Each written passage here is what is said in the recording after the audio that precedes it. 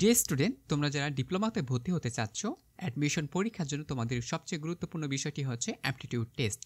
ইতিমধ্যে আমরা aptitude test নিয়ে প্রথম পর্ব আলোচনা করেছি এবং ভিডিওটি পাবলিশ করে দিয়েছি।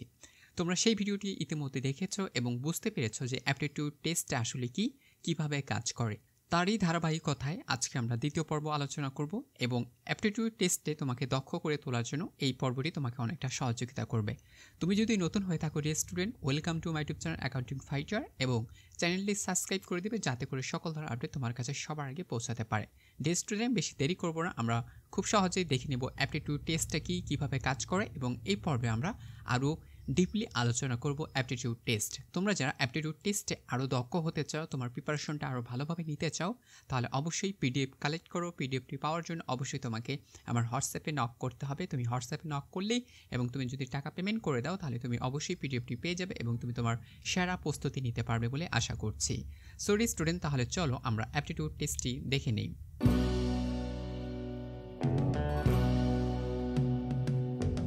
ডিয়ার স্টুডেন্ট, প্রথম স্লাইডে আমরা আলোচনা করব ঘড়ি বা সময়। আমরা অনেকেই জানি ঘড়ি বা সময় নিয়ে অনেক সময় অ্যাপটিটিউড টেস্টে বিভিন্ন ধরনের প্রশ্ন করা হয়ে থাকে। সো এখান থেকে যেভাবে প্রশ্ন করা হোক না কেন, তুমি যেন খুব সহজে অ্যান্সার করতে পারো, সেই টেকনিকগুলো আমি তোমাকে ভালোভাবে বুঝিয়ে দেবো, যাতে করে প্রশ্ন যেইভাবে আসুক তুমি যেন খুব সহজে অল্প সময়ের ভেতর এই ঘড়ি থেকে বা সময় থেকে আসা প্রশ্নের উত্তর তুমি দিতে পারো। সরি স্টুডেন্ট, দেখতে পাচ্ছ 1 নম্বর প্রশ্ন। আশা করি তোমাদের কাছে প্রথম স্লাইডটি ভালোভাবে ভিজিবল হয়েছে। সো প্রথমটা দেখো, একটি দেওয়াল ঘড়িতে যখন 3টা বাজে তখন ঘন্টার কাঁটা যদি পূর্ব দিকে থাকে তবে মিনিটের কাঁটা কোন দিকে থাকবে? আবারও বলছি, একটি ঘড়িতে 3টি বাজে বা 3টা বাজছে, তখন যদি ঘন্টার কাঁটা তোমার পূর্ব দিকে থাকে, কোন দিকে? পূর্ব দিকে, তাহলে মিনিটের কাঁটাটা কোন দিকে থাকবে? প্রশ্ন কিন্তু বলা হয়েছে, তাই তো? সো তোমাকে এখানে অপশন দেওয়া থাকবে 4টি, তোমাকে এখান থেকে যে কোনো একটিকে ক্লিক করতে হবে। সো তুমি বুঝতেই পারছো পূর্ব দিকে ঘন্টার কাঁটা রয়েছে, মিনিটের কাঁটা তাহলে কোন দিকে থাকবে? সো তোমাকে চিন্তা করতে হবে ফার্স্টলি, সেটি হচ্ছে তোমাকে মনে রাখতে হবে ঘড়িটা আসলে কেমন। সো আমরা জানি ঘড়িটা হচ্ছে একটা সার্কেল। সো সার্কেলের ভিতর আমরা জানি যে কেমন হয়ে থাকে, তাহলে তোমাকে অবশ্যই মাঝখানে একটা বিন্দু তোমাকে নিতে হবে, ঠিক আছে? সো নিলাম, তারপরে তোমাকে এখানে তোমাকে দিতে হবে, বলছে 3টা বাজে, তাহলে আমরা জানি এটা হচ্ছে 12 ঘর। এখানে আমরা 3, এখানে হচ্ছে 9, এখানে হচ্ছে 6। ঘড়ি তো এমনই হয়ে থাকে, তাই না? ওকে, সো এই সোজা হচ্ছে 3টা যেহেতু বাজে, এটা আমরা দিলাম হচ্ছে ঘন্টার কাঁটা, ঠিক আছে? ঘন্টার কাঁটা একটু বেসিক্যালি ছোট হয়ে থাকে, বড় হয়ে গেল। এবং মিনিটের কাঁটা তোমাকে দিতে হবে এইদিকে, ঠিক আছে? সো আমরা ধরে নিলাম মিনিটের কাঁটা আমার এইদিকেই রয়েছে। হ্যাঁ, সো এটা হচ্ছে মিনিটের কাঁটা দিয়ে দিলাম। সো এখন প্রশ্ন হচ্ছে, বলছে ঘন্টার কাঁটা, এই ধরো এটা কিন্তু ঘন্টার কাঁটা। সো ঘন্টার কাঁটা যদি পূর্ব দিকে থাকে তাহলে এটা কি? পূর্ব দিকে বলছে। ঘন্টার কাঁটা কোন দিকে? পূর্ব দিকে। তাহলে মিনিটের কাঁটা কোন দিকে থাকবে? অর্থাৎ সবচেয়ে যে লম্বা কাঁটাটা থাকে সেই কাঁটাটা কোন দিকে থাকবে? সো আমরা জানি, আমরা কি জানি? পূর্ব, আর এই পাশে হচ্ছে কি? পশ্চিম, ঠিক আছে? আমার লেখা একটু ডিস্টার্ব হয়ে যাচ্ছে। পশ্চিম, এটা আমরা কি জানি? উত্তর, আর নিচের দিকে জানি কি? দক্ষিণ, রাইট? ওকে, আমরা কি জানি যে আমরা ভালোভাবেই বুঝতে পারি একটা সার্কেল, বা আমাদের সবসময় মনে রাখতে হয় সেটি হচ্ছে উপরের দিকে হচ্ছে আমাদের উত্তর সাইড, নিচের দিকে দক্ষিণ সাইড, ডান সাইডে হচ্ছে আমার পূর্ব সাইড, বাম সাইডে হচ্ছে আমার পশ্চিম সাইড। সো আমরা সাইডগুলো ভালোভাবে আইডেন্টিফাই করলাম। এখন আমরা বুঝতে পারি যে আমার ঘন্টার কাঁটা বলছে পূর্ব দিকে। সো আমার ঘন্টার কাঁটা বলছে তারা পূর্ব দিকে। হ্যাঁ, তাহলে তোমার মিনিটের কাঁটা কোন দিকে থাকবে? দেখো আবার বলছি, একটি দেওয়ালের ঘড়িতে 3টা বাজে, যখন ঘন্টার কাঁটা পূর্ব দিকে থাকে তখন মিনিটের কাঁটা কোন দিকে থাকবে? হ্যাঁ, তাহলে দেখো এটা আমার মিনিট আর এটা হচ্ছে আমার ঘন্টা। তাহলে দেখো তোমার উত্তর এখন কোনটা হবে? তুমি দেখতেই পাচ্ছ তোমার ঘন্টার কাঁটা পূর্ব দিক, তাহলে তোমার মিনিটের যদি এইটা হয়ে থাকে তাহলে তো মিনিটের কাঁটা কোন দিকে রয়েছে? তাহলে তুমি দেখো, ভালো করে দেখো, মিনিটের কাঁটা কিন্তু উত্তরের দিকে রয়েছে। সো আমার এখান থেকে অ্যান্সার হবে খ নাম্বার, মিনিটের কাঁটা কোন দিকে রয়েছে? উত্তর দিকে রয়েছে। আশা করি তুমি খুব ভালোভাবে বুঝতে পারছো।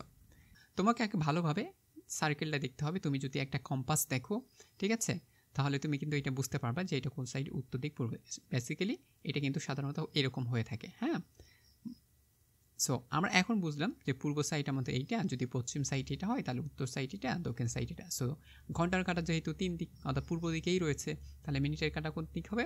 উত্তর দিকে থাকবে, কারণ 3টা বেজে, কারণ বলা হয়েছে 3টা বাজে। সো 3টা বাজে 0 মিনিট, এখানে কিন্তু মিনিট অন্যদিকে যায় না। সো আমাদের মিনিটের কাঁটাটা কিন্তু 12টা বরাবর সেম রয়েছে, এই জন্য এটা উত্তর দিকে রয়েছে।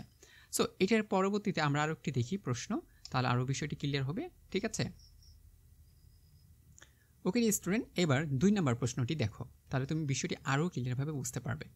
একটি ঘড়িতে যখন 9টা 30 মিনিট বাজে তখন ওই মিনিটের কাঁটাটি পূর্ব দিকে থাকে, তাহলে ঘন্টার কাঁটা তোমার কোন দিকে থাকবে? এবার বলছে ঘড়িতে 9টা 30 বাজে, মিনিটের কাঁটা বলছে পূর্ব দিকে আছে, তাহলে ঘন্টার কাঁটা কোন দিকে থাকবে? তাহলে আমরা একটি ঘড়ি আট করে নিই আগে প্রথমত।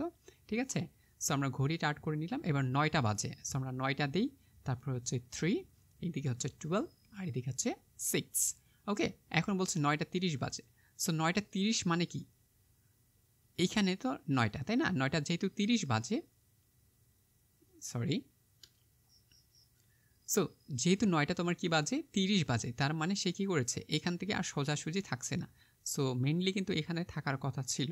ঠিক আছে, কিন্তু যেহেতু 9টা 30 বাজে, তার মানে সে কী করেছে? আধা ঘন্টা পার করেছে কি মিনিটের কাঁটাটা, তাই না? তাহলে তোমার এই ঘন্টার কাঁটাটা অবশ্যই এই দিকে চলে যাওয়ার কথা কি না? অবশ্যই একটু পার হওয়ার কথা। সো তুমি দেখতেই পাচ্ছ তোমার ঘন্টার কাঁটা কিন্তু এই দিকে একটু পার হয়ে গেছে। ঠিক আছে, সো এইটা কিন্তু এখন তোমার এটা ঘন্টার কাঁটা। সো এই জন্য বলছে 9টা 30 বাজে, তাহলে আমার বেসিক্যালি ঘন্টার কাঁটা এইদিকে হওয়ার কথা, এবং 30 যেহেতু হাফ এদিকে পার হয়ে গেছে। ঠিক আছে, সো এখন যেখানে থাকার কথা ছিল এইখানে, কিন্তু পার হয়ে গেছে আমার এইখানে। এখন 30 বাজতেছে, কারণ মিনিটের কাঁটা কোথায় রয়েছে? পূর্ব দিক, তাহলে এখানে তোমাকে এখন পূর্ব ধরে নিতে হবে। কিন্তু আমরা বেসিক্যালি জানি এই সাইডটা কি ছিল? পূর্ব সাইড, আর এই সাইডটা কি ছিল? পশ্চিম সাইড। এই সাইডটা ছিল উত্তর সাইড, আর এই সাইডটা ছিল হচ্ছে কি? দক্ষিণ সাইড। কিন্তু তোমাকে প্রশ্ন বলে দিয়েছে মিনিটের কাঁটা চা আছে কোন দিকে? পূর্ব সাইড, তাহলে তোমাকে এই সাইডটাকেই বলতে হবে পূর্ব সাইড। তাহলে এইটা যদি পূর্ব হয়, তাহলে আমরা অবশ্যই এটা কেমন সাইড দেবো? এটা যদি পূর্ব হয়, তাহলে আমরা এটা অবশ্যই পশ্চিম সাইড দেবো। উপরেরটা এখন কী হয়ে যাবে? পশ্চিম। ঠিক আছে, আচ্ছা লেখার কেন ডিস্টার্ব হচ্ছে আজকে? সো পশ্চিম সাইড। সো ওইটা যদি পশ্চিম সাইড হয়, তাহলে আমার এই সাইডটা কী হবে? এই সাইডটা অবশ্যই উত্তর সাইড।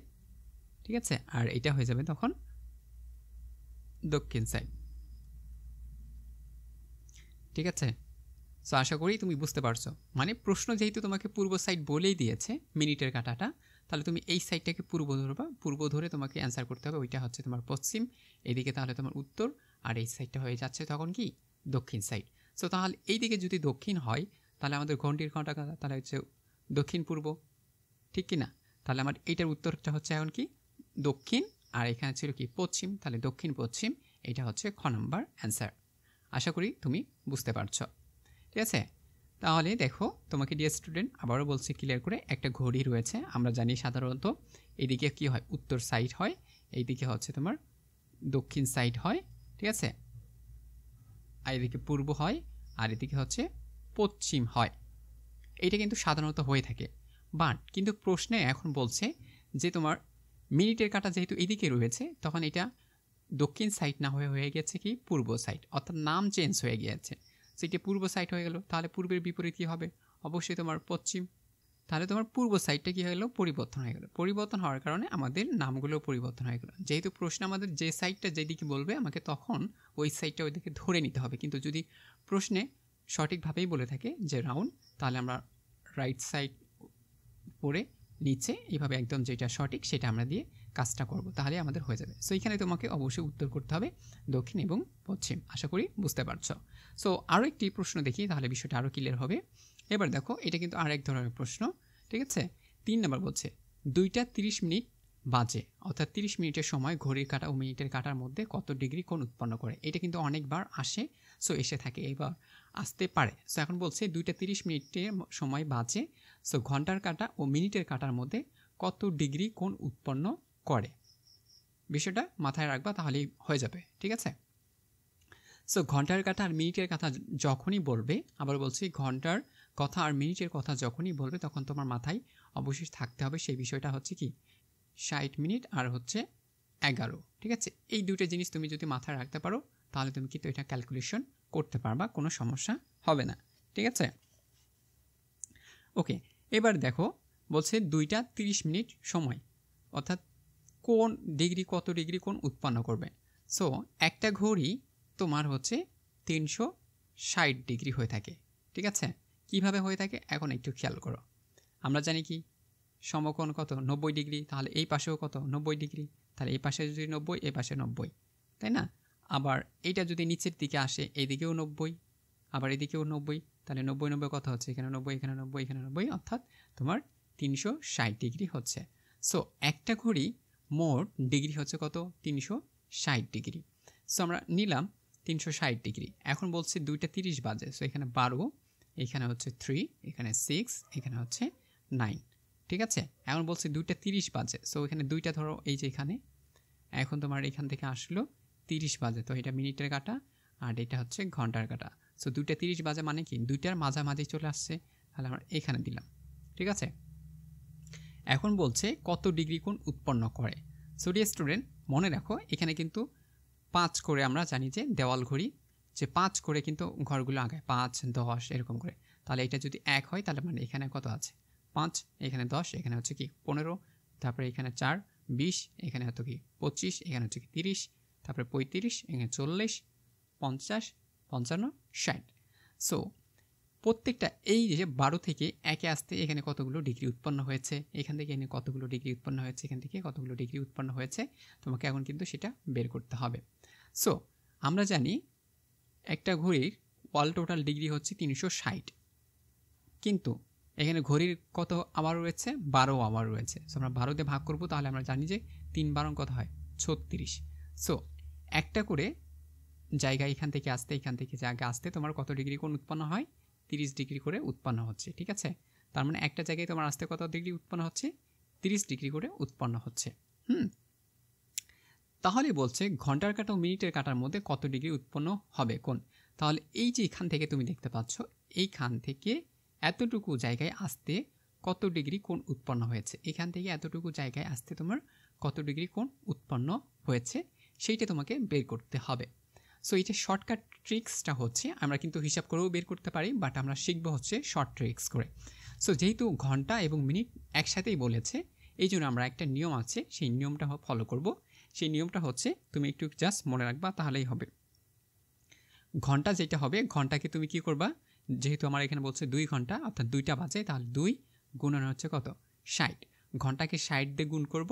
ঠিক আছে, ঘন্টাকে আমরা কী করব 60 দিয়ে গুণ করব, এবং যেটা মিনিট থাকবে সেটাকে আমরা 11 দিয়ে কী করব গুণ করব। ঠিক আছে, যেটা মিনিট থাকবে সেটাকে আমরা 11 দিয়ে গুণ করব আর বিয়োগ করব মাঝখানে। ঠিক আছে, তারপরে হচ্ছে কি ভাগ 2।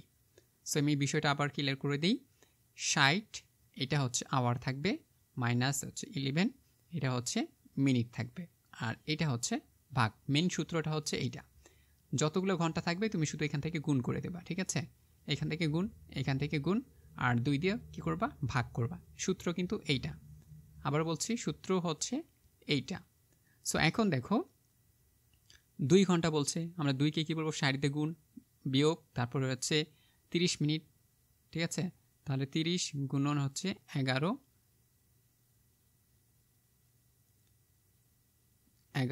ভাগ হচ্ছে কত 2। ঠিক আছে, সো এখন তোমাকে এখানে কী করতে 60 দুগুণা হচ্ছে কত 120, তারপরে 3 30 কত হয় 3 30 কত হয় 3 11, তাহলে আমার হচ্ছে 330। এখান থেকে আমাকে ভাগ করতে হবে 2 দিয়ে। সো আমরা আগে বিয়োগ করি, তাহলে আমার আসতেছে কত 330 থেকে আমি যদি 120 বাদ দিই তাহলে 0, এখানে থাকে কত 1, এখানে থাকে হচ্ছে 210। 210কে আমি যদি 2 দ্বারা ভাগ করি তাহলে কত থাকবে। সো আমরা 210কে ভাগ করি 210, 2 দিয়ে কী করতে হবে ভাগ করতে হবে। সো আমি কি জানি 10 দুগুণা হচ্ছে কত 20। সো আমরা 20 দিলাম, হাতে থাকে 1, এখানে 0 আসলো, 5 দুগুণা কত হয় 10। ঠিক আছে, সো আমরা এখানে ক্রস, তাহলে আমার হচ্ছে কি 105। সো তোমার রাইট অ্যান্সারটা হবে 105 ডিগ্রি কোণ উৎপন্ন করে। আবারও বলছি ঘন্টা এবং মিনিট যদি চাই প্রশ্নে তাহলে তোমাকে সূত্রটি প্রয়োগ করতে হবে, সেটা হচ্ছে 6 আওয়ার মাইনাস 11 মিনিট ঠিক আছে, ভাগ হচ্ছে 2। এইটা সূত্রটা তোমাকে প্রয়োগ করে অ্যান্সার করতে হবে। সো এখানে ঘন্টাকে তুমি ঘন্টার সাথে গুণ করবা, আর মিনিটকে তুমি 11 দ্বারা গুণ করে 2তে ভাগ করলেই তুমি অ্যান্সারটা পেয়ে যাবা। ঠিক আছে, ওকে ডিয়ার স্টুডেন্ট। সো এটাই ছিল তোমার সময় এবং ঘড়ি নিয়ে।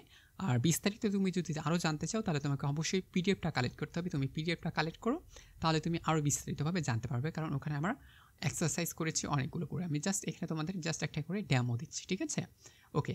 এবার দেখো আরেকটা যদি দেখি প্রশ্ন, এটা দেখো, এটা কিন্তু আরেক ধরনের প্রশ্ন। আয়নায় দেখা গেল ঘড়িতে 9টা 30 মিনিট বাজে, প্রকৃতপক্ষে সময় কত? সো তোমাকে আয়নাতে দেখানো হয়েছে ঘন্টা কয়টা, 9টা 30 মিনিট বাজে। আমরা জানি যে আয়নার প্রতিবিম্ব হচ্ছে কি, বিকল্প দেখায়, অর্থাৎ তুমি যেটা আছো তার বিপরীত কোনো কিছু দেখায়। সো তুমি আয়নায় দেখতে পেয়েছো 9টা 30 বাজে, তাহলে তোমার প্রকৃত সময় আসলে কতটা, এটা তোমাকে এখন বের করতে হবে। ঠিক আছে, প্রকৃত সময় কতটা সেটা তোমাকে কী করতে হবে, বের করতে হবে। সো এই ক্ষেত্রে তোমাকে একটা বিষয় মনে রাখতে হবে, সূত্র মনে রাখতে হবে, সেটি হচ্ছে 11 থেকে তুমি কি করবা, 11 গুণন 60, এখান থেকে তোমার কী করবা, বিয়োগ করে দেবা। ঠিক আছে, তাহলেই তোমার কিন্তু এখানে হয়ে যাবে। এই সূত্রটা শুধু মনে রাখবা। যদি আয়না থাকে, আয়না কথাটি যদি প্রশ্নে থাকে তাহলে তুমি এখানে প্রয়োগ করবা। আর আগে আমরা যেটা শিখলাম সেটি হচ্ছে ঘন্টা এবং মিনিট যদি থাকে তাহলে আমরা কী করব, 6 আওয়ার মাইনাস 11 মিনিট ভাগ হচ্ছে 2। এটা যদি ঘন্টা প্লাস মিনিট কথাটি থাকে তখন এই সূত্র প্রয়োগ করব। আর যদি আয়না কথাটি থাকে তাহলে আমরা এই সূত্রটি কী করব, প্রয়োগ করব। তাহলে আমার এখানে দেওয়া আছে কত, 9টা 30 মিনিট, তাহলে আমরা এখানে 9 গুণন অর্থাৎ ইনস্টু 30। সো এখানে আমরা কী করব, বিয়োগ করে দেব। ঠিক আছে, বিয়োগ করলে আমরা দেখো কত পাচ্ছি, 30 আর 9 10 11, সো হচ্ছে 2। তাহলে আমাদের এখানে প্রশ্নের আনসার হচ্ছে 2টা 30, এই যে এইটা। ঠিক আছে, দেখো ডিয়ার স্টুডেন্ট, যদি আয়নায় প্রশ্ন করা হয় তাহলে তুমি জাস্ট 11 ইনস্টু 60 থেকে তুমি কি করবা, যে প্রশ্নে যতগুলো থাকবে, এখানে 9টা 30 আছে, তুমি এখান থেকে 9টা 30কে কী করবা, বিয়োগ করবা। যদি 10টা থাকে 10টা 30 থেকে বিয়োগ, যদি একটা থাকে একটা 30 থেকে, মানে যত প্রশ্নে থাকবে তত সংখ্যা তুমি ওইখান থেকে কী করে দেবা, বিয়োগ করে দেবা, তাহলে তোমার অ্যান্সার কিন্তু হয়ে যাবে। তাহলে আমার প্রকৃত সময়টা হচ্ছে 2টা 30 বাজে, তাহলে তুমি 2টা 30 তোমার প্রকৃত সময়, কিন্তু তুমি সেটা আয়নায় দেখতে পেয়েছো কয়টা, 9টা 30। ডিয়ার স্টুডেন্ট, আশা করি তুমি বুঝতে পারছো। এবার চলো আমরা অন্য আরেকটি সিরিজের অঙ্ক দেখি কি রয়েছে। ডিয়ার স্টুডেন্ট, এবার আমরা কিন্তু সংখ্যাবাচক সংখ্যা দেখব। ঠিক আছে, এই সংখ্যাবাচক অঙ্কগুলো বা ট্রিক্সগুলো তুমি কিভাবে সলভ করবে, এখানে কিন্তু অনেকটা মেধা তোমাকে খরচ করতে হবে বা তোমাকে চিন্তা করতে হবে। বাট এখানে তেমন কোনো কিছু নেই, আমি তোমাকে কয়েকটি টিপস দিব, এই টিপসে তুমি ফলো করবে, বা তুমি প্রথম যখন এই অঙ্কগুলো দেখবে বা এই ধরনের অঙ্ক দেখবে, তুমি জাস্ট মাথায় 5 থেকে 6টা প্রশ্ন করবে, যে প্রশ্নের সাথে এই অ্যান্সারগুলো মিলবে তুমি সেইটাই দিয়ে আর কি সেই টেকনিক অবলম্বন করে বাকি অংশগুলো মিলানোর চেষ্টা করবা, তাহলেই হয়ে যাবে। সো সেই টিক্সগুলো আমি তোমাকে এখন বলছি, জাস্ট একটু রিমাইন্ড করে নিও। দেখো ডিয়ার স্টুডেন্ট, প্রথম যখন তুমি এই ধরনের প্রশ্ন দেখতে পাবা, তোমার মাথায় রাখতে হবে কয়টা জিনিস, জাস্ট কয়েকটা জিনিস তুমি যদি মাথায় রাখো তাহলে হবে। এই কয়টা জিনিসের ভিতর হচ্ছে প্রাইম নাম্বার। 1 নাম্বার কী হবে, প্রাইম, সেটা হচ্ছে প্রাইম নাম্বার, মানে হচ্ছে কি মৌলিক সংখ্যা, অর্থাৎ এখানে মৌলিক সংখ্যা ব্যবহার করা হয়েছে কিনা বিষয়টি তুমি আগে ভালোভাবে আইডেন্টিফাই করবে। যদি মৌলিক সংখ্যা ব্যবহার করে এগুলো মিলানো হয়ে থাকে তাহলে বুঝতে পারবে তোমাকে মৌলিক সংখ্যা ব্যবহার করে এটাও মিলাতে হবে। যদি মৌলিক সংখ্যা ব্যবহার না করে এটা মিলানো না হয়ে থাকে, ঠিক আছে, প্রথম খেয়াল করবা, দেখো যে 6 আর 18 কীভাবে হয়েছে, এই দুটা যেভাবে হয়েছে, যে পদ্ধতি অবলম্বন করা হয়েছে, যে উপায় অবলম্বন করা হয়েছে, ঠিক একই উপায় এখানে অবলম্বন করতে হবে। যদি এখানে গুণ ভাগ করা হয় তাহলে তোমাকে এখানে গুণ ভাগ করতে হবে, যদি এখানে যোগ বিয়োগ করা হয় তাহলে এখানে যোগ বিয়োগ করতে হবে। ঠিক আছে, সো এই সিস্টেমটা হচ্ছে এটা, তার মানে প্রথমে যা করা হবে দ্বিতীয়তেও তোমাকে তাই করতে হবে। সো তুমি এখন দেখো এখানে তুমি আগে খেয়াল করবা যে এটা প্রাইম নাম্বার কিনা। প্রাইম বলতে মৌলিক সংখ্যা, মৌলিক সংখ্যা আমরা কি জানি, 2 3 5 7 9, সরি 9 না, 7 11, ঠিক আছে, 13, এই যেগুলো কিন্তু মৌলিক নাম্বার, অর্থাৎ যেই সংখ্যাটা ওই সংখ্যা এবং 1 দ্বারা ছাড়া কোনো সংখ্যা দ্বারা কী করবে না, ভাগ যাবে না, ওইটাকে আমরা মৌলিক সংখ্যা বলে থাকি। সো এই মৌলিক সংখ্যা দেখি এগুলো কি যাচ্ছে কিনা সেটা আগে খেয়াল করবা। তারপরে 2 নাম্বার তুমি সেটা খেয়াল করবা, সেটা হচ্ছে স্কোয়ার। আবার বলছি সেটা হচ্ছে কি স্কোয়ার, খেয়াল করবা। ঠিক আছে, এটা কোনো একটা স্কোয়ার দেয়, সেটা কি স্কোয়ার কিনা। ঠিক আছে, তারপর তুমি যখন খেয়াল করবে যে এটা স্কোয়ারতে মিলছে কিনা, অর্থাৎ স্কোয়ার করে মিলছে কিনা, তারপরে যদি না মিলে তারপরে তুমি সেটাকে কী করবা, কিউব দেখবা, ঠিক আছে, কিউব দেখবা। তারপরে যদি কিউব করে যদি না মিলে তাহলে তুমি সেটা কি করবা, দেখবা সেটা হচ্ছে অবশ্যই ভাগ করে দেখবা যে ভাগ করে মিলতেছে কিনা। যদি ভাগ করে না মিলে তুমি সেটা কি দেখবা যে যোগ করে মিলতেছে কিনা। যোগ করে যদি না মিলে তুমি সেটাকে দেখবা যে গুণ করে মিলতেছে কিনা। গুণ করেও যদি না মিলে তুমি শেষে বিয়োগ করে দেখবা যে মিলতেছে কিনা। অর্থাৎ এই যে 60টি কথা আমি তোমাকে বললাম, এটা নোট করে রাখো। এই 60টি কথা তুমি জাস্ট এই ধরনের অঙ্কগুলো যদি দেখতে পাও তখন তুমি জাস্ট প্রয়োগ করবা ধাপে ধাপে, যে এইটা আগে দেখবা তারপরে দেন এগুলোভাবেই তুমি দেখে আর কি মিলানোর চেষ্টা করো। এই কয়টা ধাপ যদি তুমি মাথায় রাখতে পারো তাহলে তোমার এই সংখ্যাবাচক বা এই ধরনের প্রশ্ন তোমার কাছে কঠিন বলে মনে হবে না, ঠিক আছে। ডিয়ার স্টুডেন্ট, তাহলে দেখো বলছে কি কিভাবে মিলছে, অর্থাৎ 6 থেকে 18 কিভাবে হয়েছে, ঠিক আছে। 6 অনুপাত 18 অনুপাত কত, তাহলে এখান থেকে আমাকে খেয়াল করতে হবে এই প্রথমটা আসলে কিভাবে মিলানো হয়েছে বা কিভাবে নিয়ে আসা হয়েছে। সো আমরা বেসিকভাবে বুঝতে পারি 6 3 6 কী হবে 18। হ্যাঁ, দেখো তুমি বুঝতে পারছো 3 6 কী হবে 18। আচ্ছা ডিয়ার স্টুডেন্ট, 3 6 যদি 18 হয় তাহলে এই 18-র সাথে আমি যদি 3 গুণ করি তাহলে কত হবে, তাহলে অবশ্যই বেশি হবে। যেমন 3 আসতে কত হয় 24, সাথে থাকে 2, 3 ওকে 3 আর 2 কত হয় 5, অর্থাৎ 54 হওয়ার কথা।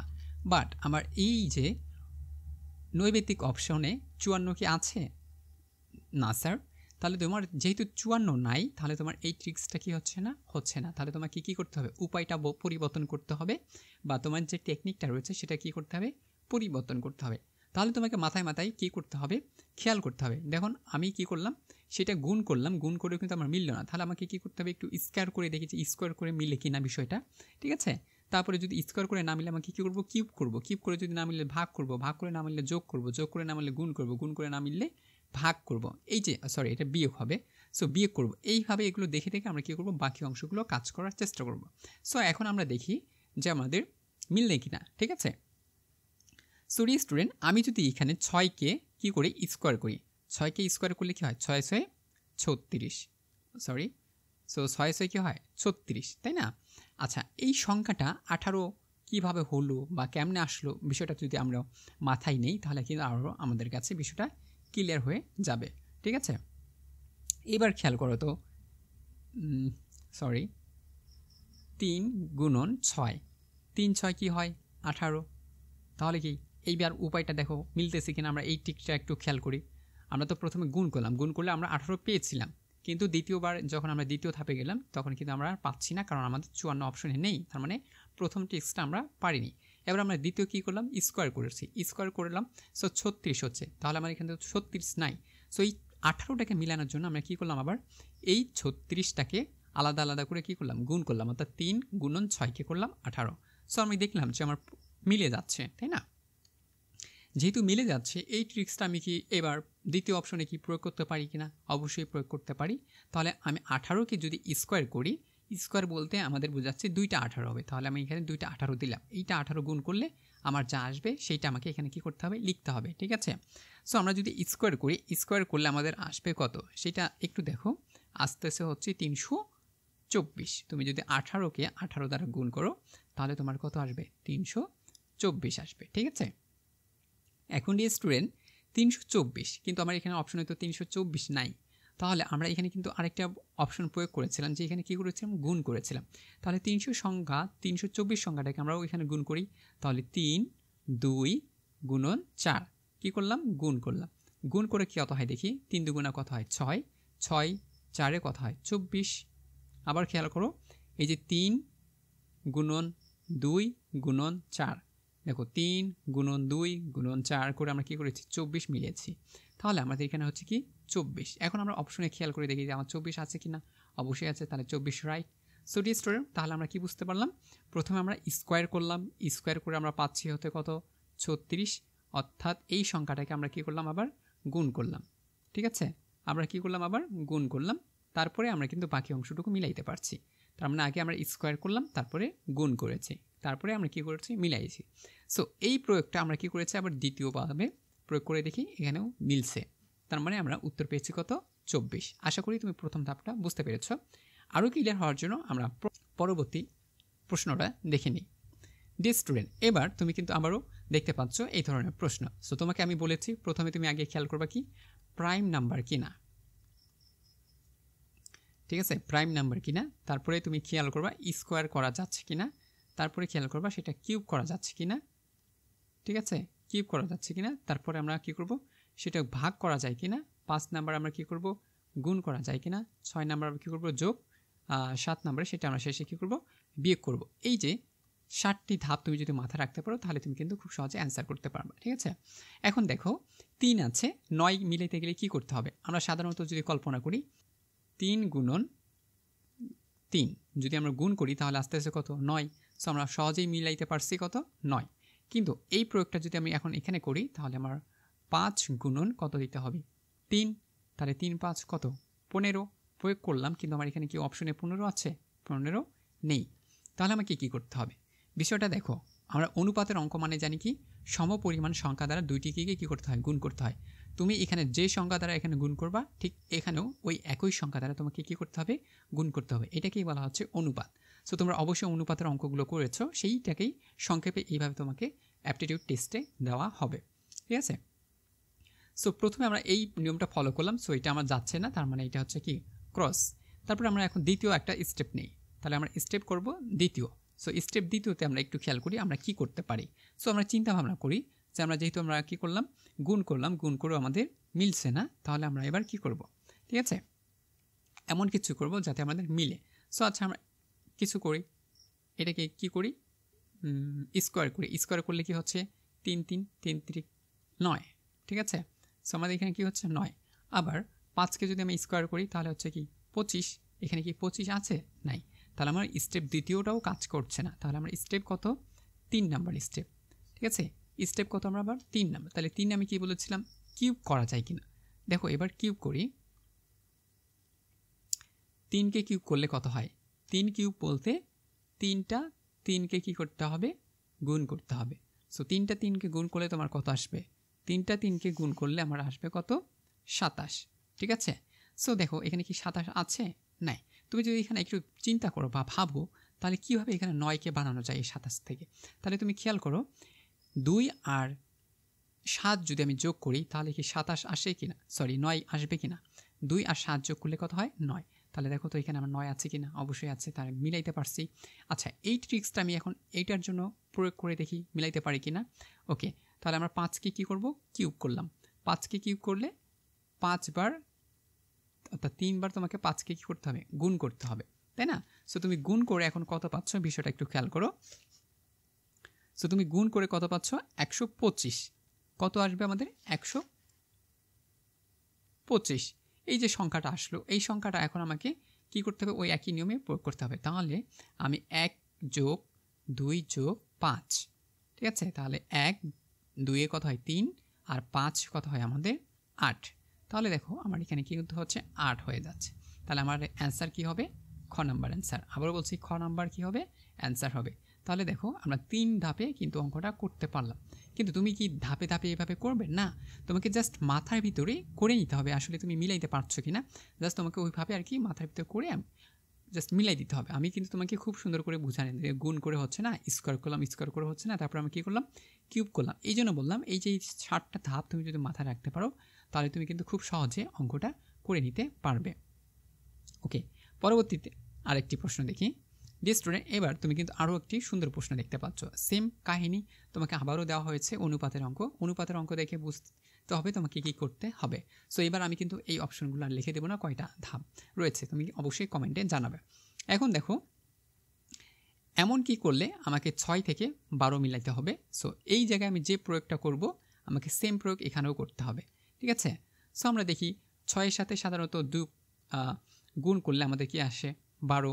ওকে, তাহলে আমরা 4-এর সাথে যদি গুণ করি 2 তাহলে কত আসবে 4 দুগুণা 8। কিন্তু আমার অপশনে কি 8 আছে? অপশনে 8 নেই। তাহলে আমার এই প্রথম ধাপটা কি ক্রস। তাহলে আমার স্টেপ 2,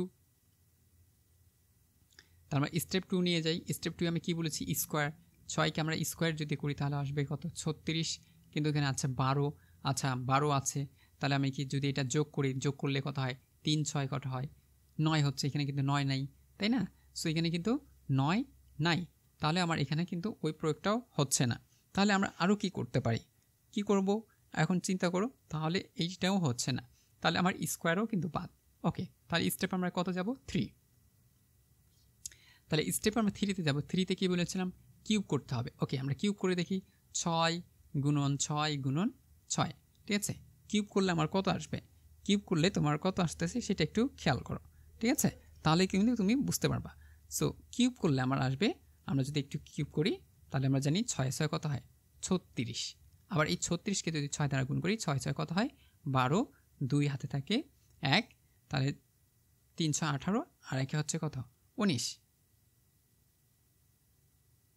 আবারও বলি, 6 6 কত হয়? 36। 36-এর হচ্ছে আমাদের 6, সরি আমার হিসাবে ভুল হয়ে গেছে। ওকে, আমাদের প্রথমে আছে 36। এই 36কে আবার 6 দ্বারা গুণ করো, 6 6 কত হয়? 36, থাকে অত 3, 3 6 18, 18 19 20 21, ঠিক আছে? 200 আমার কত আসতেছে? 16। সো এই যে 216 আসলো, এখন আমাদের হিসাবে দেখো 216, কিন্তু আমার এখানে আছে 12। আবার তোমাকে মাথা একটু খাটাই দেখো 212কে রূপান্তর করা যায় কিনা। তাহলে দেখো 2 যোগ 1, ঠিক আছে? তারপরে হচ্ছে কত? 6, তুমি যোগ করলা, যোগ করে তুমি 12 আসতেছে না, তাহলে তুমি এটাকে কী করো? 2 গুণন 1 গুণন হচ্ছে কত? 6, তাহলে 2 ওকে 2, 6 গুণা কত হয়? 12। তাহলে দেখো আমি যোগ করলাম, যোগ করে কিন্তু মিলতেছিল না, এই জন্য এটা ক্রস। কিউব করলাম, কিউব করার পর আমি সেটাকে কী করলাম? গুণ করলাম। আগে আমি কী করেছি? কিউব করেছি, কিউব করার পর সেটাকে কী করেছি? গুণ করেছি, এই জন্য আমাদের 12 মিলছে। কিন্তু আমি প্রথমে ট্রিক্স করছিলাম কি? কিউব করার পর আমি সেটাকে যোগ করলাম, যোগ করে দেখলাম সেটা আর মিলতেছে না, কিন্তু আমি গুণ করলাম, গুণ করে আমি কী করতে পারছি? 12টা মিলাইতে পারছি। ওকে, এখন এই টেকনিকটা আমি 4-এর বেলায় প্রয়োগ করি, 4কে আমি মিলাইতে পারি কিনা। তাহলে দেখো 4কে আমরা কী করব? কিউব করব, ঠিক আছে? 4 4 4, ঠিক আছে? ওকে, এটাকে কিউব করলে কত হবে সেটা আমি তোমাকে অবশ্যই করে নিতে হবে। তাহলে আমরা জানি কি 4 4 হয় কত? 16। 16কে আবার 4 দ্বারা কী করব? গুণ করব। 4 6 কত হয়? 24, হাতে থাকে কত? 2, 4 ওকে 4 5 6, এই যে আমাদের কথা হয়ে গেল 6, অর্থাৎ 64 আমরা পেয়ে গেছি। তাহলে আমরা 12 যেহেতু আমরা মিলাইতে পারছি কী করে? গুণ করে। তাহলে আমরা এবার এটাকে গুণ করে দেখি। 6 গুণন 4, 4 6 কত হয়? 24, 4 6 কত? 24। এই যে দেখো তোমার প্রশ্নে অপশনে কি 24 আছে? অবশ্যই আছে, তাহলে এটাই সাইন, অর্থাৎ এটাই রাইট হবে। আশা করি তুমি বুঝতে পারছো ডিয়ার স্টুডেন্ট, যে সংখ্যাবাচক শব্দগুলো বা অনুপাতের এই সিস্টেমে অঙ্কগুলো তুমি কিভাবে সলভ করবে বা সমাধান করবে, ঠিক আছে? সো তুমি যদি আরও ভালোভাবে প্র্যাকটিস করতে চাও, অবশ্যই পিডিএফটা সংগ্রহ করো, ঠিক আছে? পিডিএফটা তোমাকে অবশ্যই কী করতে হবে? সংগ্রহ করতে হবে। সো পিডিএফের মূল্য হচ্ছে 150 টাকা, তোমাকে 150 টাকা পেমেন্ট করতে হবে, তাহলে তুমি অবশ্যই পিডিএফ পেয়ে যাবে। অনেকেই ইতিমধ্যে পিডিএফটা নিয়ে নিয়েছে। যদি ভিডিও ভালো লাগে অবশ্যই ফিডব্যাক জানাবে। শুধু পিডিএফ অ্যাপটিটিউড টেস্টে না, তুমি যদি বাংলাতে পিডিএফ চাও, ম্যাথে পিডিএফ চাও, ইংলিশে পিডিএফ চাও, কেমিস্ট্রি, ফিজিক্স সবগুলোর পিডিএফ অবশ্যই তোমাকে দেওয়া হবে। তোমাকে অবশ্যই একটু সময় দিতে হবে। তুমি চাও কিনা সময় অবশ্যই কমেন্টে জানাবে। তারপর তোমরা যারা পিডিএফ চাচ্ছ তোমাকে অবশ্যই এই নাম্বারে কানেক্ট করতে হবে, ঠিক আছে? 01949553920। যারা পিডিএফ চাই তারা অবশ্যই এই নাম্বারে কন্ট্যাক্ট করো, তাহলে তোমাকে অবশ্যই পিডিএফটা তারা সেন্ড করে দিবে ডিয়ার স্টুডেন্ট। আশা করি তুমি বুঝতে পারছো। ওকে, আমরা পরবর্তী প্রশ্নটা দেখি। ডিয়ার স্টুডেন্ট, এবার তুমি আরও একটি মজাদার প্রশ্ন দেখতে পাচ্ছ, সেম প্রশ্ন অনুপাতে। সো তোমাকে বলেছি যে প্রথম চিন্তা করতে হবে 60টি জিনিস। প্রথমে কি? প্রাইম নাম্বার, তারপরে স্কোয়ার, তারপরে কিউব, গুণ ভাগ, যোগ বিয়োগ, ঠিক আছে? এগুলো তোমাকে খেয়াল করতে হবে। সো 18 থেকে 9 কীভাবে আসলো? তাহলে তোমাকে কি করতে হবে? আমরা সাধারণত বুদ্ধি করে দেখি যে 9 দুগুণে কী হয়? 18। আমরা কী করলাম? এটাকে ভাগ করলাম। তাহলে আমি 12কে যদি ভাগ করি 2 দ্বারা, 6, কিন্তু আমার অপশনে কি 6 আছে কোথাও? অপশনে কোথাও 6 নাই। তাহলে আমাকে কী করতে হবে? অবশ্যই আমাকে সেটা কী করতে হবে? এখন স্কোয়ার করতে হবে। সো আমি যদি স্কোয়ার করি তাহলে আমার স্কোয়ার করাটা দেখি আমরা যে স্কোয়ার করলে মিলতেছে কিনা, ঠিক আছে? ওকে স্টুডেন্ট, আমরা এখন কি করব? স্কোয়ার করব। সো স্কোয়ার করা মানে হচ্ছে কি 2 বার 18টাকে কী করতে হবে? গুণ করতে হবে, ঠিক আছে? সো 2 বার 18টাকে গুণ করলে আমি কত পাচ্ছি? সেটি হচ্ছে হিসাব করি, আমরা গুণ করেই দিই তাহলেই বুঝতে পারবো। 28 কত হয়? 28 কত হচ্ছে আমাদের? 64, 4 হাতে থাকে কত? 6, তাই না? তার 8কে 8 আর 6 কত হয়? তাহলে আমার 8 আর 6 কত হচ্ছে? 12, তাহলে 14। ওকে, 14 রাখি ক্রস, তারপরে হচ্ছে 8কে 8 আর হচ্ছে 1কে 1, তাহলে আমার হচ্ছে 6 12 2 2 আর একে হচ্ছে কত 3, তাহলে আমরা পাচ্ছি কত 324। সো আমরা পেয়ে গেলাম 18কে স্কোয়ার করলে 324, তাই না? কিন্তু আমার এখানে আছে কি 9। এখন 9টাকে মিলানোর জন্য আমাকে এই 324কে কী করতে হবে? দেখো যোগ করে যায় কিনা, বিয়োগ করে যায় কিনা, ভাগ করে যাচ্ছে কিনা, গুণ করে যাচ্ছে কিনা, বিষয়টি একটু খেয়াল করো। সো আমরা এখন দেখি। Okay dear student, sorry. So dear student 3 যোগ 2 যোগ 4 এইভাবে যদি আমরা হিসাব করি তাহলে দেখো 3 যোগ কত হয় 5, 6 7 8 9, তাহলে দেখো 3 দিয়ে হয় কত 5, 5-এর সাথে 4 যোগ করলে কত হচ্ছে 9। তাহলে আমরা কি করব? স্কোয়ার করব, স্কোয়ার করার পর কি করব? যোগ করব। এই টেকনিকের মাধ্যমে আমরা এটা কি করতে পারছি? মিলাইতে পারছি। এখন এইটা দেখি যে এই টেকনিক ফলো করে আমার অপশনগুলোর সাথে কোনোভাবে মিলে কিনা। ঠিক আছে, তাহলে আমরা 12কে স্কোয়ার করি। 12কে স্কোয়ার করলে কত হবে? 12কে 2 বার গুণ করতে হবে। ঠিক আছে, তাহলে আমরা এখানে একটু গুণ করে নিই। 2 2 কত হয় 4, 2কে 2। ঠিক আছে, ওকে ক্রস 2কে 2, 1কে 1, তাহলে 4 2 4 1 144 হচ্ছে। সো আমরা 12কে স্কোয়ার করলাম, আমাদের কত আসতেছে 144। সো 144কে আমরা কী করতে হবে? এখন যোগ করতে হবে। তাহলে 1 যোগ 4 যোগ 4, ঠিক আছে, তাহলে 5 আর 4 কত হচ্ছে 9। সো এখানেও হবে আমার কি 9। সো আমার রাইট অপশন কি হচ্ছে 9। সো এখানে তুমি ক্লিক করে দেবা। আশা করি তুমি এই অনুপাতের বা সংখ্যাবাচক যে প্রশ্নগুলো রয়েছে তুমি খুব সহজে সলভ করতে পারবা। আরও প্র্যাকটিস করতে চাইলে পিডিএফটা সংগ্রহ করো ডিয়ার স্টুডেন্ট। আর নতুন হয়ে থাকলে চ্যানেলটি অবশ্যই সাবস্ক্রাইব করে দাও এমন মজার মজার ভিডিও পাওয়ার জন্য। সো পরবর্তী প্রশ্নটা আমরা এখন একটু দেখি। ডিয়ার স্টুডেন্ট, এইবার আমরা দেখব সেটি হচ্ছে রক্তের সম্পর্ক নিয়ে। রক্তের সম্পর্ক অর্থাৎ আত্মীয় সম্পর্ক, এইগুলো প্রশ্ন কিন্তু অনেকবার এসে থাকে। সো তোমাদের এমন অ্যাপটিটিউড টেস্টটা হতে পারে বা আসতে পারে। সো এমন প্রশ্ন যদি তোমাকে করা হয়, ঠিক আছে, তাহলে তুমি কীভাবে রিপ্লাই করবে বা অ্যান্সার করবে সেই টেকনিকগুলো আমরা একটু ভালোভাবে খেয়াল করব। সো রক্তের সম্পর্ক আসুক বা আত্মীয় স্বজন আসুক, তোমাকে কয়েকটি বিষয় মাথায় রাখতে হবে, সেগুলো একটু বলার চেষ্টা করি, তুমি জাস্ট লিখে নিও। ঠিক আছে, দেখো ডিয়ার স্টুডেন্ট, এই ধরনের অঙ্ক যদি তোমাকে বলা হয় বা করতে দেওয়া হয়, তাহলে তুমি জাস্ট একটা মাথায় রাখবা, নোট করে নাও, এই কথাগুলো অবশ্যই মাথায় রাখো, তাহলে তুমি কিন্তু খুব সহজে সলভ করতে পারবা। অর্থাৎ তোমাকে জেনারেশন ভাগ করতে হবে। সো প্রথম জেনারেশন তোমাকে কী করতে হবে? প্রথম জেনারেশন সেটা হচ্ছে তোমাকে কী করতে হবে? দাদা দাদি, ঠিক আছে, অর্থাৎ যারা রয়েছে, তারপর আমরা এটাও দিতে পারি নানা নানি। ঠিক আছে, সো দাদা দাদি নানা নানি এটা হচ্ছে আমাদের প্রথম জেনারেশন। তারপরে দ্বিতীয় জেনারেশন আমরা কাকে রাখবো? সেটা হচ্ছে বাবা মাকে রাখতে পারি। তারপরে হচ্ছে খালা খালু মামা, ঠিক আছে, মামি, এই যে এগুলো আমরা দ্বিতীয় অপশনে রাখতে পারি। তৃতীয় অপশন কি? Third person. থার্ড পার্সন কারা হয়? আমি, আমরা, ঠিক আছে, সে, তুমি, এই যে এইভাবে ভাগ করে নেবা। তারপরে হচ্ছে চতুর্থ ধাপে থাকবে কে? এখানে থাকতে পারে ভাগ্নে, ঠিক আছে, ভাতিজি, ভাতিজি, এই যে চারটা ধাপ তুমি কিন্তু ভাগ করে নেবা। এই চারটা ধাপ তুমি যদি ভাগ করে নাও, তাহলে তোমার এই ধরনের অঙ্কগুলোতে প্রবলেম হবে না। তুমি খুব সহজেই কিন্তু এই ধরনের অঙ্কগুলো সমাধান করতে পারবা। প্রথমে বলছি কি, দাদা দাদি নানা নানি বা যেগুলো হচ্ছে তোমার সবচেয়ে বড় লেভেলে, তাদেরকে অবশ্যই প্রথম ভাগে রাখবা। দ্বিতীয় ভাগে হচ্ছে বাবা মামা খালু নানা নানি, অর্থাৎ দ্বিতীয় জেনারেশন। তারপরে তৃতীয় জেনারেশন যারা আমরা হতে পারি, যেমন আমি তোমরা, এইটা চতুর্থ জেনারেশন। তারপরে তোমার নিচে যারা থাকবে মামা ভাগ, এইভাবে জেনারেশনগুলো ভাগ করবা, তাহলে তুমি অঙ্কগুলো খুব সহজেই সমাধান করতে পারবা। ঠিক আছে, ওকে স্টুডেন্ট, আমি এটা পরিষ্কার করে দিই, আশা করি তোমরা এটা উঠাইতে পারছো। ওকে, সো স্টুডেন্ট দেখো, রক্তের সম্পর্ক বা আত্মীয় সম্পর্কগুলো খুব সহজে বের করার জন্য তোমাকে এই ট্রিক্সটা খুবই ভালোভাবে আয়ত্তে করতে হবে।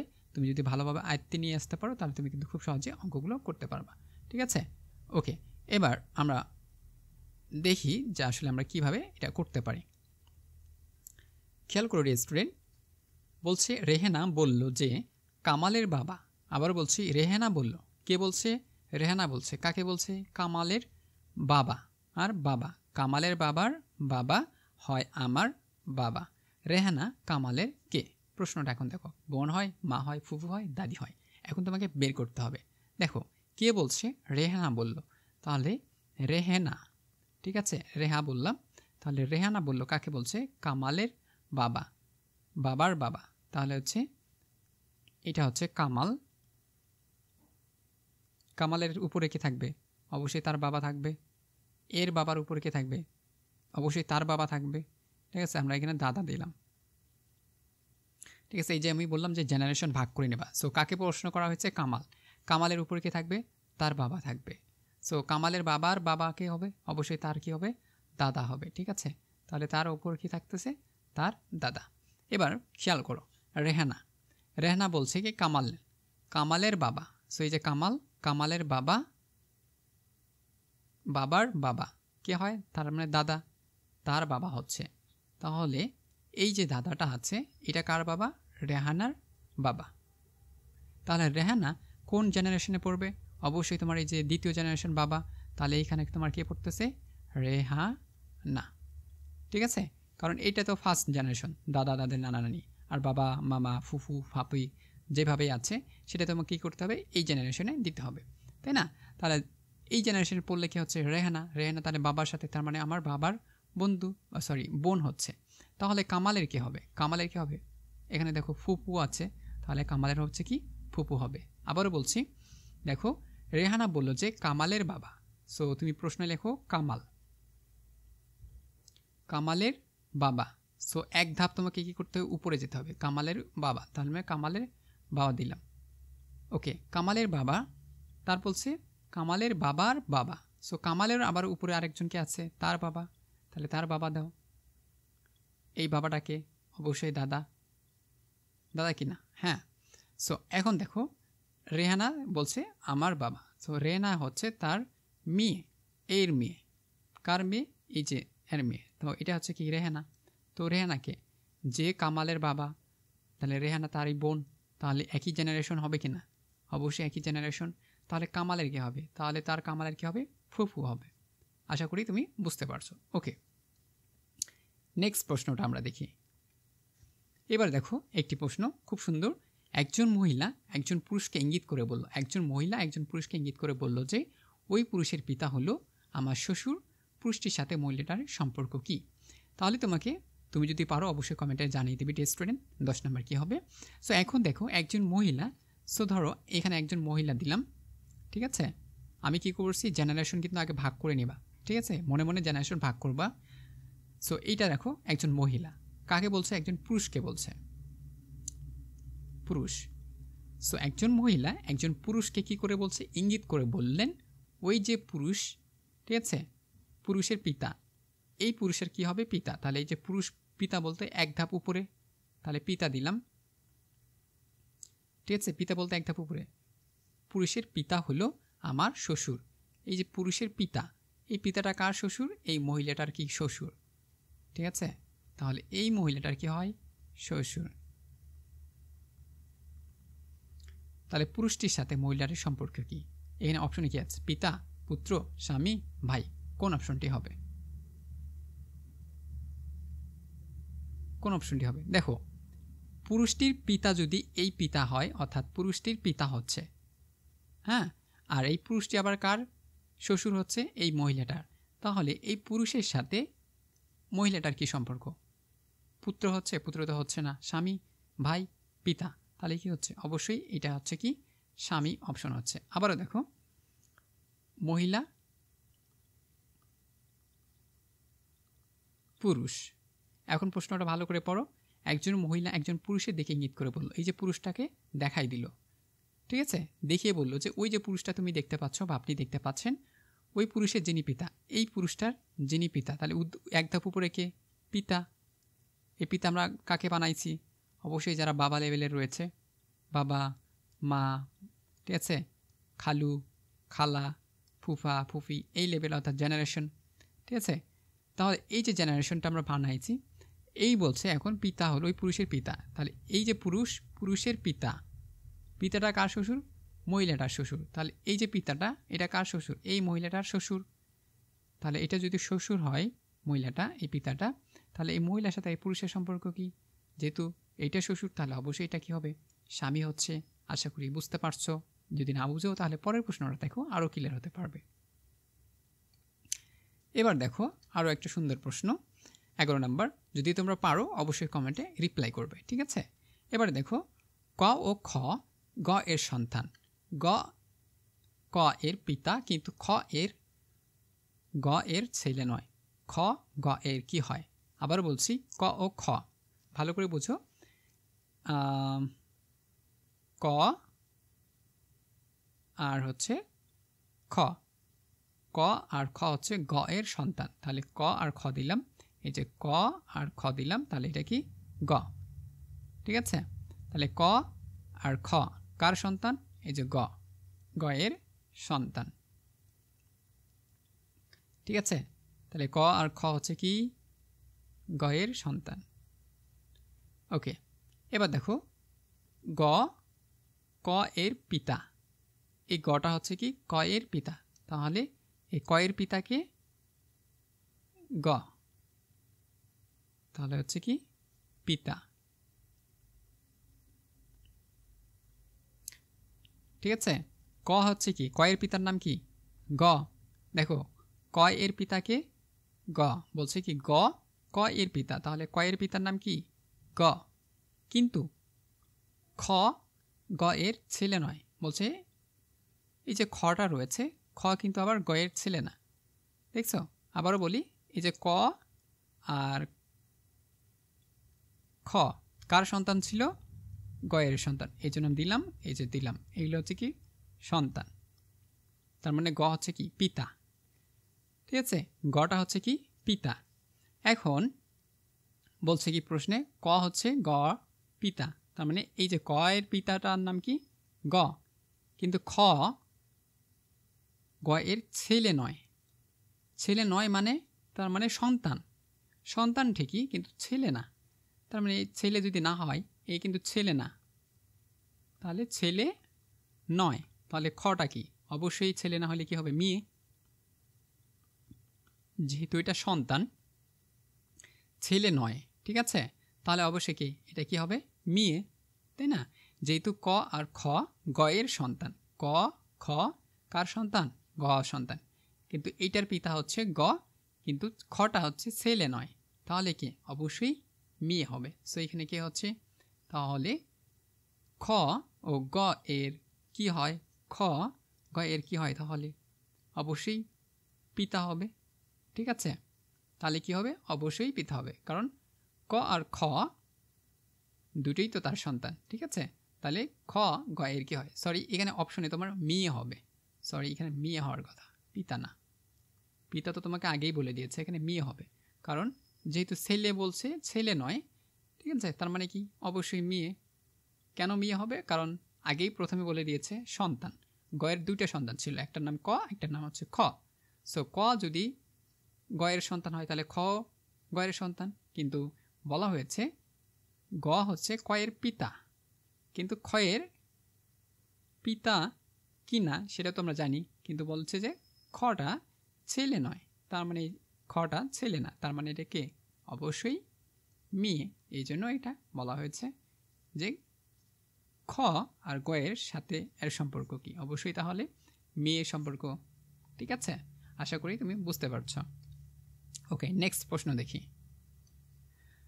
সো ডি স্টুডেন্ট, নেক্সট প্রশ্ন নেই, আমি সাধারণত কয়েকটি প্রশ্ন দিয়ে তোমাদের ডেমো ক্লাস দিলাম। সো তুমি যদি মনে করো যে তোমার পিডিএফ প্রয়োজন বা অতিরিক্ত তোমার প্র্যাকটিস প্রয়োজন, তাহলে তুমি পিডিএফ কালেক্ট করো। পিডিএফের মূল্য 150 টাকা, তুমি 50 টাকা দিলে অবশ্যই তোমাকে পিডিএফ দেওয়া হবে। সো পিডিএফ নেওয়ার জন্য তুমি অবশ্যই এই নাম্বারে কল করবে 01949553920 নাম্বারে নক করো, তোমাকে পিডিএফ তারা দিয়ে ফেলবে, ঠিক আছে।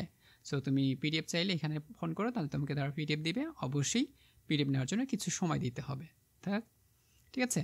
সো স্টুডেন্ট, আরও অনেক বিষয়ে তোমাদের পিডিএফ সাজানো হচ্ছে বা হয়েছে, কিছু কিছু এখনও বাকি রয়েছে। তোমরা যারা পিডিএফ নিতে চাচ্ছ অবশ্যই নেওয়ার জন্য অবশ্যই নাম্বারে যোগাযোগ করো, তোমাকে তারা পিডিএফ দেওয়া হবে, ঠিক আছে, তারা তোমাকে দিয়ে দিবে। আর যেগুলো তৈরি হচ্ছে বা যেগুলো হয়েছে তোমাকে দেখানো হবে, এবং অবশ্যই তোমাদের এই পিডিএফগুলোর উপরেই কিছু কিছু ক্লাস আসবে, তোমাকে অবশ্যই দেখানো হবে যে বাংলাতে কী কী প্রশ্ন হবে, ইংলিশে কী কী প্রশ্ন হবে, কোথা থেকে প্রশ্ন হবে, সিলেবাসটা আসলে কেমন হবে, এটা নিয়ে অবশ্যই লাইভ ক্লাস থাকবে। আজকে লাইভ ক্লাস নেওয়ার কথা ছিল না, গতকাল ছিল, তারপরও নিতে চাইছিলাম, কিন্তু হঠাৎ করে বিদ্যুৎ সংযোগের কারণে নেওয়া হচ্ছিল না। সো আশা করছি আগামীকাল নিতে পারবো। তখন তোমাদের সামনে সিলেবাসটা আসলে কেমন হবে ওইটা নিয়ে বিস্তারিত আলোচনা করব। কোন টপিকগুলো তুমি ফলো করবে, ঠিক আছে?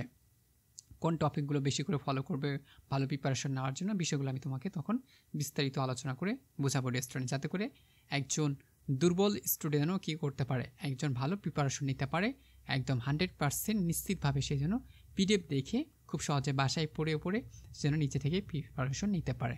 আর যে কোনো সাপোর্ট, যে কোনো হেল্পের প্রয়োজন হলে অবশ্যই আমাদের ইউটিউব চ্যানেলে তোমরা অবশ্যই কমেন্ট সেকশনে কমেন্ট করবে, গ্রুপে প্রশ্ন করবে, যে কোনো সময় যে কেউ তোমাকে উত্তর দিয়ে অবশ্যই সহযোগিতা করবে। স্টুডেন্ট ভালো থাকো, সুস্থ থাকো, পরবর্তী আবারও দেখা হবে কোনো একটি আপডেট নিয়ে। Thank you very much.